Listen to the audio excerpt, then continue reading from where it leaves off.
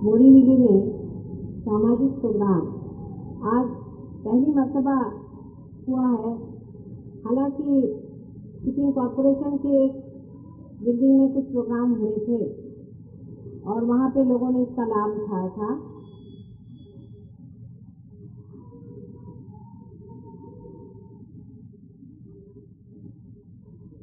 मैं आपको आज आपके बारे में ही कुछ बताने वाली हूँ। शायद आप लोग नहीं जानते कि परमात्मा ने आपको क्यों बनाया, और कभी आप सोचते भी नहीं है कि परमात्मा ने इतनी मेहनत करके आपको इतना सुंदर क्यों बनाया, आपको मनुष्य क्यों बनाया परमात्मा ने, इस पर भी आप गौर नहीं करते हैं।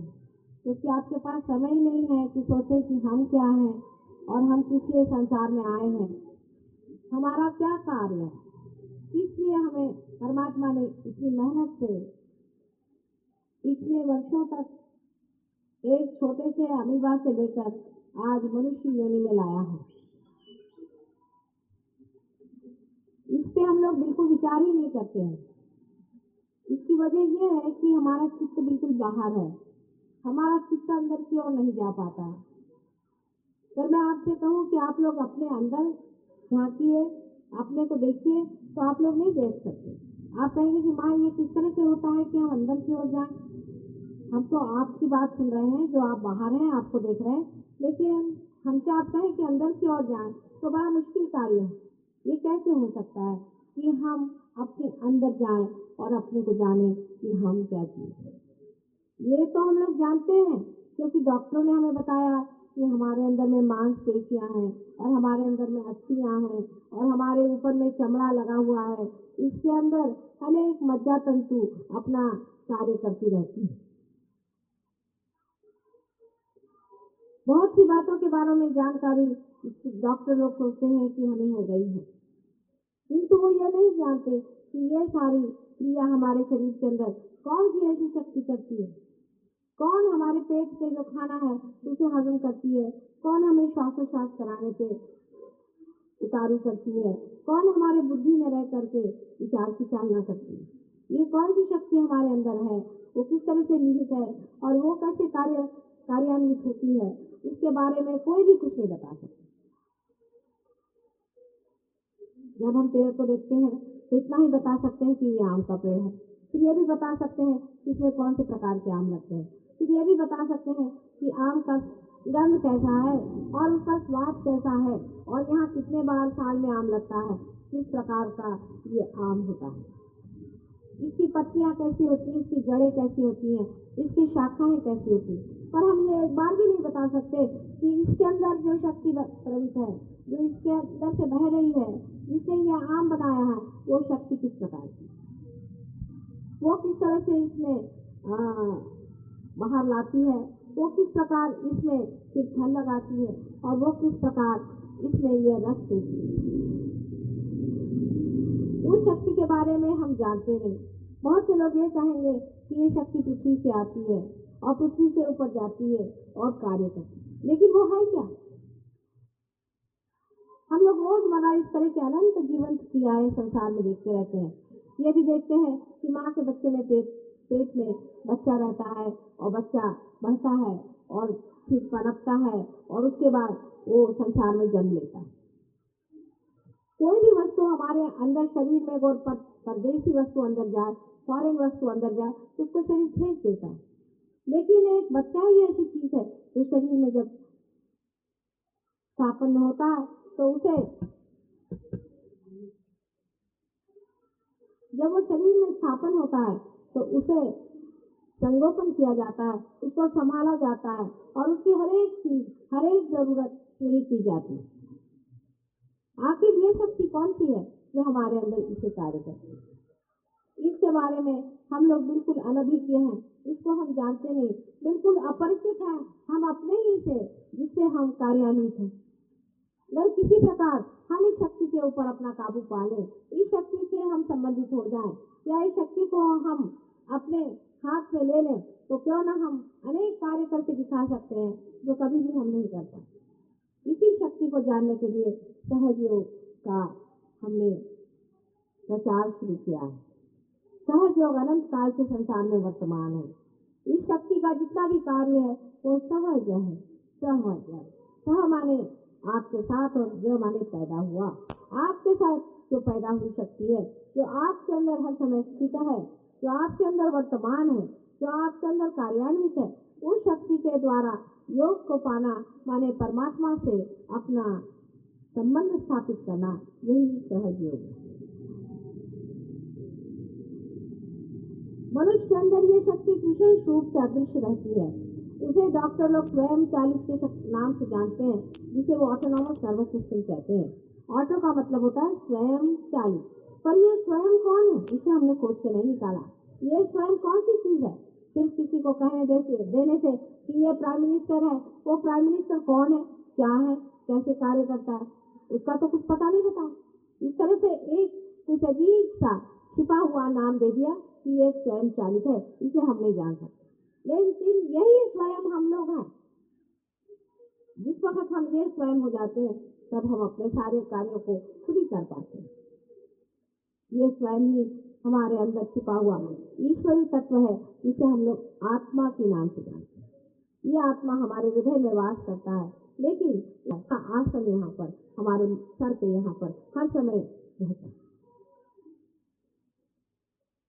इसके बारे में अनेक लोग भाषण देते हैं कि हमारे अंदर आत्मा है, आत्मा को खोजो, उसको खोजना चाहिए, उसके लिए आप सर के बल खड़े हो जाओ, या दौड़ लगाओ, या इतनी पूजा चढ़ाओ, या इतनी श्रद्धा करो, जितना तुम्हारी श्रद्धा हो उतना पैसा चढ़ाओ, और दुनिया भर का इन लोगों का सरंजाम बढ़ाओ।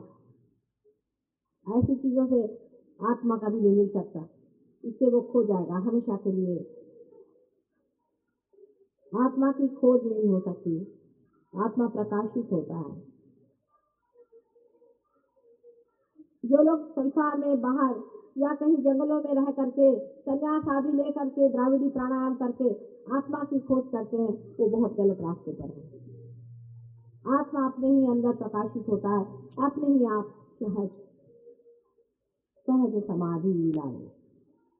जो बड़े कह गए हैं, जो आज तक यहाँ पर बहुत बड़े विचारक और जो बड़े बड़े जिनको हम गुरु कहते हैं वो कह गए हैं, उसकी एक एक बात सच है। उसको सिद्ध करने का आज समय आ गया, ये वक्त आ गया है कि उस चीज को हम सिद्ध करें और देखें कि वाकई हमारे अंदर आत्मा नाम की कोई चीज है भी क्या नहीं। और जब ये जाना जाएगा कि हमारे अंदर आत्मा है, तभी आप परमात्मा को जान सकते हैं। बगैर आत्मा को जाने बगैर आप परमात्मा को कभी भी नहीं जान सकते। फिर आप मंदिरों में घूमिए या मस्जिदों में आप अपनी टांगे तोड़िए, जब तक आपकी आंख नहीं खुलती, जब तक आपकी आत्मा इसे देख नहीं पाती, तब तक आप परमात्मा को नहीं जान सकते। इसलिए सबसे पहला काम है आत्मा का साक्षात्कार करना। उसकी पूरी व्यवस्था हमारे अंदर परमात्मा ने कर दी है, हमें उसके लिए कोई मेहनत करने की जरूरत नहीं है। आखिर हम जो यह श्वास ले रहे हैं, उसके लिए क्या हमें मेहनत करनी पड़ती है? या जो हमारा हृदय धड़क रहा है हर मिनट, हर तरह से हमारी मदद कर रहा है, क्या उसके लिए हमें कोई मेहनत करनी पड़ती? या हमारे पेट में जो खाने की पचन क्रिया हो रही, उसके लिए कौन सा हमें सर फोड़ना पड़ता है? अगर परमात्मा को पाना और आत्मा का दर्शन अत्यंत महत्वपूर्ण है मनुष्य के लिए, तो वो होना ही चाहिए और होगा ही, और सहज होना पड़ेगा। लेकिन आजकल की जनता, आजकल के नौजवान अब तो परमात्मा में विश्वास नहीं करते। उसकी वजह है क्योंकि अंधे लोगों ने जिस तरह से अंधे तरीके से परमात्मा को जानना चाहा, वो समझते हैं, वो बुद्धिवादी हैं, वो देखते हैं कि इस तरह से परमात्मा कोई चीज नहीं है, ये तो सब धोखाधड़ी है, ये तो सब फालतू लोगों की जेबें भरने का इंतजाम है। ये बहुत सारे ऐसे लोग जो कि कुछ काम धाम नहीं करते हैं, उनके लिए एक अच्छा बहाना बना हुआ पैसा कमाने का एक एंटरप्राइज है। वो भी सही है, लेकिन बुद्धि से भी परमात्मा नहीं जाना जाएगा। हाँ, बुद्धि से आप उस जगह जाके पहुंच जाएंगे जहां आप ये सोचेंगे कि बुद्धि से परमात्मा नहीं जाना जाता। लेकिन इसका मतलब नहीं कि आप बुद्धि को त्यागे।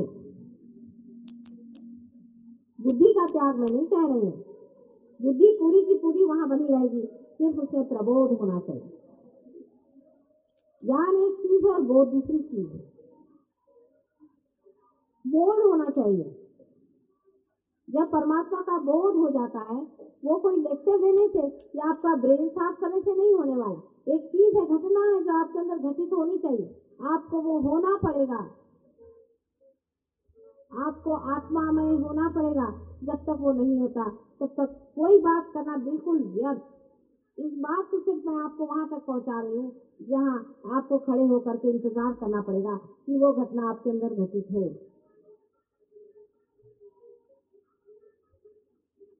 वो तो हमसे दोस्त बोल रहे हैं।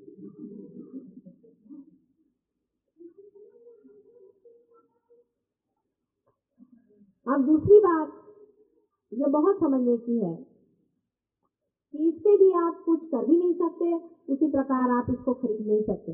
मैंने इसकी सीधी बात है, ये बात कहने में भी मुझे अजीब सा लगता है, पर बहुत से लोग समझते हैं कि परमात्मा को खरीद सकते हैं, उसके लिए पैसा दे सकते हैं, प्रॉक्सी लगा सकते हैं, किसी ब्राह्मण को बुला कर भाई चलिए पूजा कर दे, काम खत्म। हो नहीं सकता। हम लोग इतने ऐसे सतह पे रहते हैं, ऐसे उछले सतह पे रहते हैं कि हम जानते ही नहीं कि इस तरह से काम करने से कहीं सत्य को पाया जाता है। सत्य को खरीदा नहीं जाता, सत्य को जाना जाता है। जैसे मैं ये बात करती हूँ तो सब तरह से लोग मेरे ऊपर डंडे लेकर के बम्मन लोग और मुल्ला लोग चढ़े आते हैं कि हमारे पेट पर आप पैर दे रहे माता जी। लेकिन मैं उनके तो अगले जन्म की पूर्ण व्यवस्था कर रही हूँ कि अगले जन्म ऐसे और पाप कर्म करके और कहीं गंदी जगह न पैदा हो। मैं उनके लिए तो स्वर्ग की व्यवस्था कर रही हूँ कि जो इस तरह के गंदे कर्म करके और इस तरह से भगवान को बेच करके उन्होंने जो धन उपार्जन किया है उससे कहीं वो नर्क में सीधे न चले जाए। ये बात दिखने में बहुत क्रांतिकारी लगती है, लेकिन ये बात कोई मैंने ही पहले नहीं कही। ये बात नानक ने कही है, कबीर ने कही है, जितने नाथ वाले हो गए सबने कही है, साई नाथ अपने यहाँ हो गए उन्होंने कही है। सिर्फ जिसको आपके पैसे में मन होता है और जो आपके पर से ही मतलब रखते हैं वो आपसे बात नहीं कहेंगे, वो आपसे सच्चाई कभी नहीं कहेंगे। लेकिन जिसको आपके उत्थान से मतलब होता है, आपके आत्मा के साक्षात्कार से मतलब होता है, वो कहेंगे कि बेटे सिर्फ वही मांगो जो परम है, फालतू की चीज मांगने की कोई जरूरत नहीं। किसी ने कहा है कि मैं योग क्षेम का वहन करता हूँ। पहले उन्होंने योग कहा फिर क्षेम कहा। वो कह सकते थे कि मैं क्षेम और योग का वहन करता हूँ, नहीं, उन्होंने कहा पहले मैंने योग का वादा किया है, मैं तुमको पहले योग दूंगा, उसके बाद क्षेम होगा। जिसका परमात्मा से संबंध ही नहीं जुटा उसका हम क्यों क्षेम देखें। जो हिंदुस्तानी नहीं हुए, जो भारतीय नागरिक नहीं हुए, उनको क्या भारत सरकार देखेगी? हालांकि भारत सरकार तो हमको भी नहीं देती, लेकिन परमात्मा के साम्राज्य में जब तक आप वहां के नागरिक नहीं होंगे तब क्यों परमात्मा आपको देखेगा? यूं ही जैसे कि मेरे सामने आकर एक बड़ी लिस्ट पर डालते हैं, माता जी मेरे बेटे को नौकरी होनी चाहिए, मेरी लड़की की शादी होनी चाहिए, मेरा धंधा चलना चाहिए, मेरे बच्चे का कान खराब है वो ठीक होना चाहिए, मेरे बुआ के कैंसर हो गया वो ठीक होना चाहिए। मैंने कहा वाह भाई वाह, आपने तो सारी लिस्ट मेरे पास पढ़ दी, आपका बैंक में अकाउंट कितना है? मैंने परमात्मा के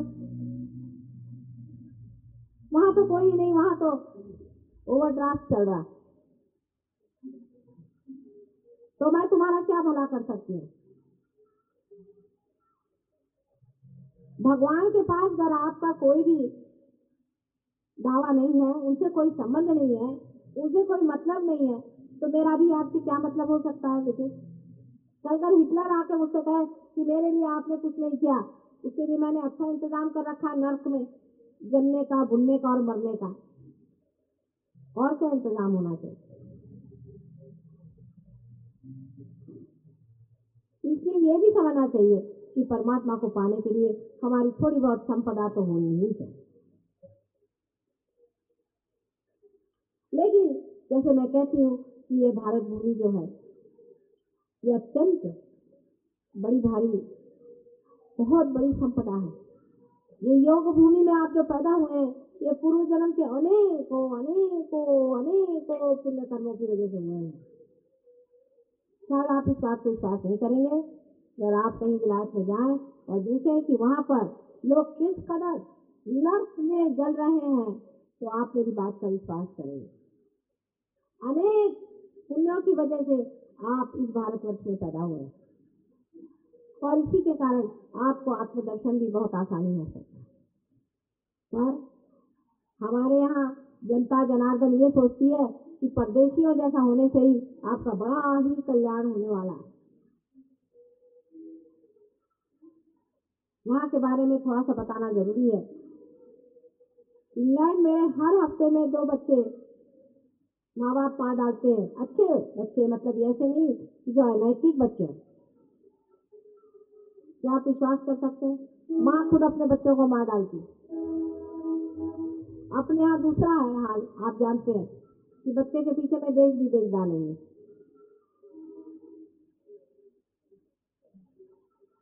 ऐसी वहाँ दुनिया बसा के रखी हुई है कि किसी को किसी के साथ रहना 5 दिन भी नहीं हो सकता।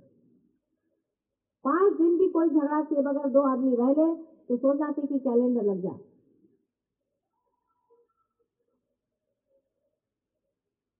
ये देश प्रेम से भरा हुआ है, इसके एक एक कण से प्रेम बह रहा है।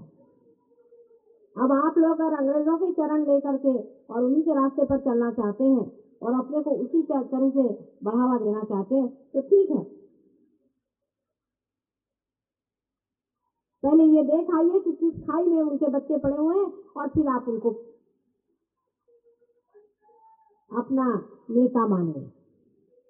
पहले उन लोगों को जाके देखना चाहिए कि जिनके पीछे हम दौड़ रहे हैं वो कहाँ कहाँ रहे हैं, उनकी क्या हालत है, वो किस तरह से अपनी जिंदगी को बर्बाद किए जा रहे हैं सुबह से शाम तक, किस तरह अपना एक एक क्षण अपने को मिटाने में लगा रहे हैं।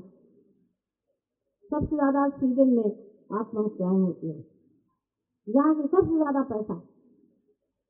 इसलिए जो हम लोग रात दिन पैसों के पीछे में और एक शर्ट के पीछे में और एक साड़ी के पीछे में और दुनिया भर की ये संसारिक चीजों के पीछे में पागलों जैसे भाग रहे हैं, जानना चाहिए कि मनुष्य की जरूरतें बहुत कम होती हैं।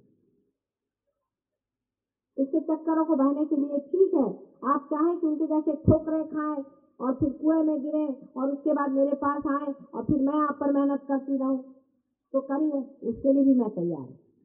लेकिन इसको आप शॉर्ट सर्किट कर सकते हैं, इसका दायरा आप छोटा कर सकते हैं। अगर आप सहयोग में पार हो जाए तो आप समझ लेंगे कि आप क्या चीज है, आपको होना क्या है।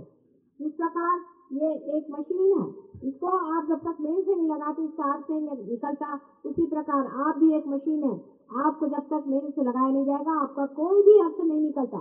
फिर चाहे आप अंग्रेज बनो, चाहे आप बंदर बनो, चाहे कुछ बनो, आपको अतिमानव होना होगा। आपको वो होना है जिसके लिए आपको एक अमीर माँ से परमात्मा ने आज तक इस रास्ते पर ला करके डाल दिया। बहरहाल सहयोग बहुत बड़ी चीज है। ये शक्तियाँ कैसी हैं अपने अंदर, किस तरह से वर्तमान होती है, कैसे कार्यान्वित होती है, आदि इसके अनेक बातें हैं जिसके बारे में मुझे बताने के लिए आज इतना समय नहीं, लेकिन कल थोड़ा बहुत बताऊंगी। लेकिन आज इतना ही कहना चाहती हूँ कि आप इतना ही कहें कि माँ हमें आप पार करा दी। हम सिर्फ आत्म साक्षात्कार मांगते हैं और कुछ नहीं मांगते। इतनी अगर आप बात सोच के आए हैं तो बहुत बड़ा काम हो जाएगा और बुरी में काफी लोग पार हो सकते हैं। पार होना आसान है क्योंकि कुछ हम अपने भी संकल्प से काम कर सकते हैं। हमारी पुण्याई सब आपके चरणों में है, इसको सब दान करके और हम चाहते हैं कि आप लोग पार हो जाए। लेकिन पार होने के बाद भी नाव में जब बिठा दिया उसके बाद भी नाव डग डग डग डग डग डग चलती है, शंकाएं आने लग जाती है। उसको स्थिर करने का काम आपका है क्योंकि ये अति सूक्ष्म घटना है, बहुत मुश्किल से होती है। सब लोग बताते हैं कि एक आदमी की भी कुंडली जागरूक करना अत्यंत कठिन काम है। यहाँ माता जी हजारों की कैसे कर देती है, करती ही है, इसमें कोई शंका नहीं, किया ही है, हजारों की किए। गाँव में देहातों में 1000 लोग फटाफट पार हो जाते, होते ही है। आपको देखना है तो आप आके देख लीजिए क्यों होता है, कैसे होता है। कुछ हमारी भी बात होगी ही, कुछ हम भी जादूगर हैं, तो हमारी भी विशेषता होनी ही चाहिए। आप विश्वास करें या न करें, है तो सही कोई ऐसी बात, कोई ऐसी शक्ति है ही जिसके कारण ये कार्य कभी भी आज तक संसार में नहीं हुआ, एकदम से संपन्न होता। और उसके बारे में विचार न करते हुए आप इस वक्त अपने को पार करा ली। हम आपकी माँ हैं, हम आपकी पूरी सेवा करने के लिए तैयार हैं, पूरी मेहनत करने के लिए तैयार हैं, पर आपको भी थोड़ा सा हमारे साथ कोऑपरेट करना पड़ेगा। उसके बाद आपको जमना पड़ेगा, जमने के बाद ही इसका मजा आता है, जमने के ही बाद आप समझते हैं सत्य क्या है, उससे पहले कोई सी भी बात समझ में नहीं आती।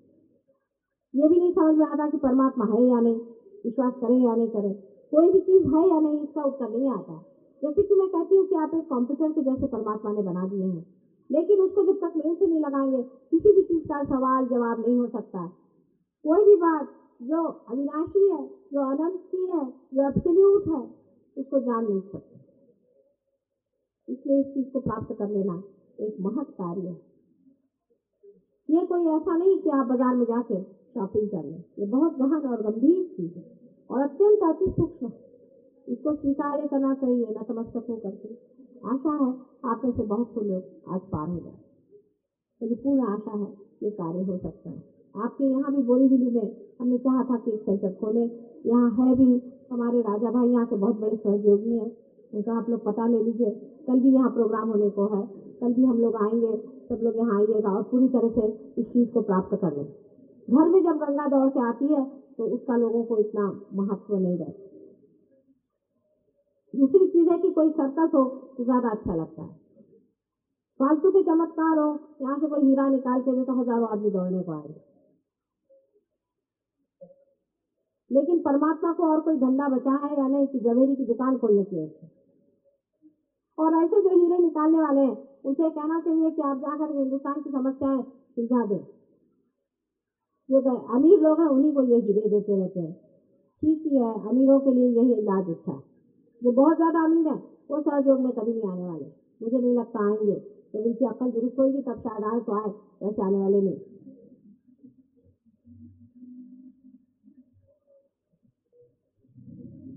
क्योंकि ये मध्यम रास्ता है। अतिशयता, कोई भी चीज की अतिशयता ठीक नहीं होती, उससे दिमाग खराब हो जाता है या उससे शरीर खराब हो जाता है, उसे कोई ना कोई इम्बैलेंस आ जाता है, असंतुलन आ जाता है।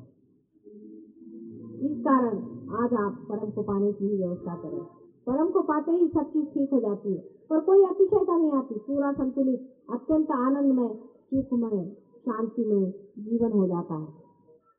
कल मैं बताऊंगी कि इससे क्या क्या लाभ होते हैं, पर आज सिर्फ इतना बताऊंगी कि जब आप मेरे और इस तरह से हाथ करके बैठेंगे, आप सब लोग बैठ जाएं इस तरह से सीधे हाथ करके, नम्रता पूर्वक, जैसे कि कुछ मुझसे मांग रहे हैं, सादगी से बैठ जाएं।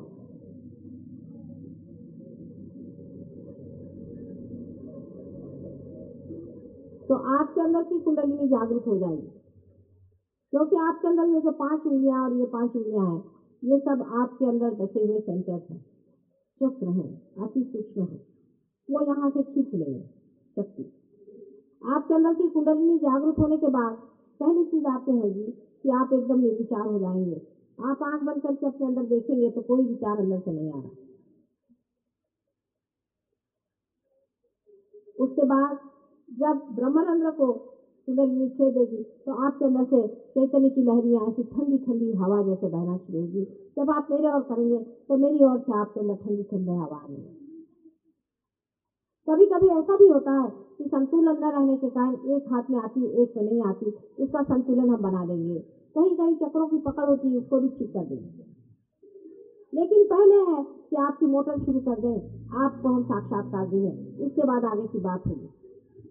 जब दूध और पानी अलग नहीं होता तब तक कोई भी बात करने में कोई अर्थ नहीं है। आज आप इसे पा लीजिए, कल मैं आपको इसके बारे में सब बताऊंगी कि ये क्या शक्ति है, कि किस तरह से कार्यान्वित होती है और आप किस तरह से इसकी व्यवस्था करें। इसके अलावा यहाँ हमारे व्यास साहब हैं, वारिस साहब हैं, सब इस एरिया में रहते हैं, बहुत बड़े सहयोगी हैं, इन सब का उपयोग कर लेना चाहिए। इस तरह से आप सब हाथ रखें।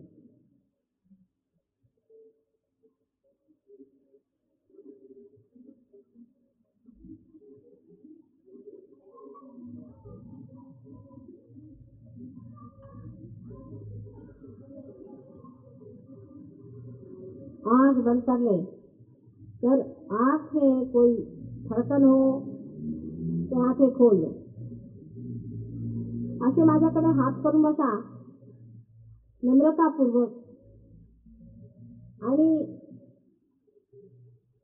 डोळे मिटा. डोळे मिटताना जर आपल्या पापण्या लावल्या तर डोळे उघडायचे. थोड्या वेळात जेव्हा कुंडलिनी ह्या आज्ञाचक्राला पार करते, त्यानंतर आतमध्ये एकदम विचार येत नाही, निर्विचारिता स्थापित होते. पण तुम्ही अचेतन होत नाही, चेतनावस्थेत निर्विचारिता येते.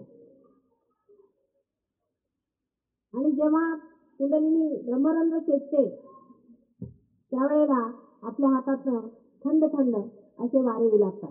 ह्याच चैतन्य लहरी आहे, ही शक्ती तुमची आहे. तेव्हा असं जाणलं पाहिजे की आत्मा हा आता बोलू लागला, त्याचं स्पंदन हातातनं वाहू लागलं. माझ्याकडे हात करून बसले तेव्हा माझ्यापासून थंड थंड आपल्याला येईल. हे एका क्षणात होतं. पण आपल्यामध्ये काही ना काहीतरी दोष असतात, शारीरिक दोष असतात, मानसिक बौद्धिक दोष असतात. त्यामुळे सुद्धा कुंडलिनी जागृत होत नाही. कधी कधी आपण भलत्या ठिकाणी जाऊन आपले हे डोकं लावलेलं असतं, तेव्हाही कुंडलिनी उठत नाही. पण कशी असली तरी आम्ही त्याची व्यवस्था करू शकतो. तेव्हा तुम्ही स्वतःला काही वाईट वाटून घ्यायचं नाही. जर नाही झालं तरी आम्ही मेहनत करू, तुम्ही तयार असा म्हणजे झालं.